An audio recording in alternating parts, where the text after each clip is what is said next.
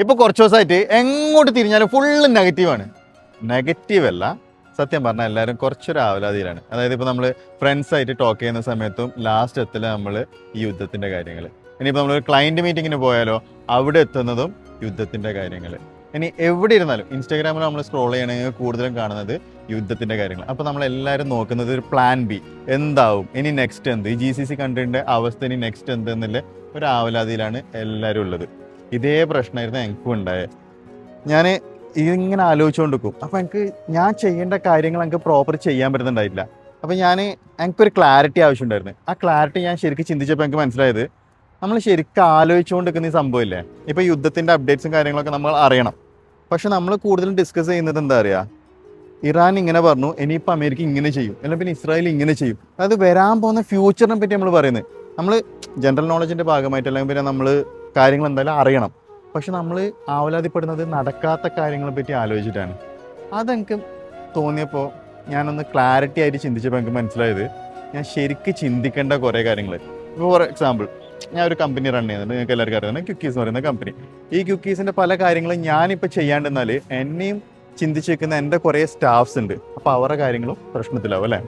അപ്പോൾ എൻ്റെ ക്യുക്കീസിന് കൂടുതൽ ഓർഡേഴ്സ് എങ്ങനെ ഉണ്ടാക്കാം, അല്ലെങ്കിൽ പിന്നെ ഈ ക്യുക്കീസിനെ എങ്ങനെ നെക്സ്റ്റ് ലെവലിലേക്ക് കൊണ്ടുപോകാം, ഇതേപോലത്തെ ചിന്ത തന്നെ എൻ്റെ സ്റ്റാഫ്സിനുണ്ടാവും.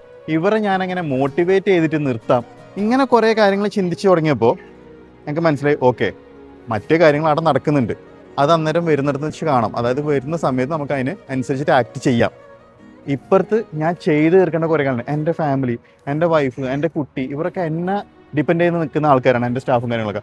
അപ്പോൾ ഇവരുടെ കാര്യങ്ങളും ഞാൻ നോക്കേണ്ട ആവശ്യമുണ്ട്. അപ്പോൾ ഇതിലേക്ക് ഞാൻ കൂടുതൽ ഫോക്കസ് ചെയ്തപ്പോൾ എൻ്റെ മൈൻഡ് കുറേ ഓക്കെ ആയി. അപ്പോൾ ഞാൻ ഇത് പറയുന്നത്, നിങ്ങളും ഇപ്പോൾ ഇങ്ങനത്തെ ഒരു സിറ്റുവേഷനിലാണ് പോകുന്നുണ്ടാവുക. എല്ലാവരും ഇങ്ങനത്തെ ഒരു സിറ്റുവേഷനിൽ ഇപ്പോൾ പോകുന്നത്, ഒരു സെക്കൻഡ് പ്ലാൻ അല്ലെങ്കിൽ പിന്നെ പ്ലാൻ ബി നോക്കുന്ന രീതിയിൽ എല്ലാവരും ഉള്ളത്.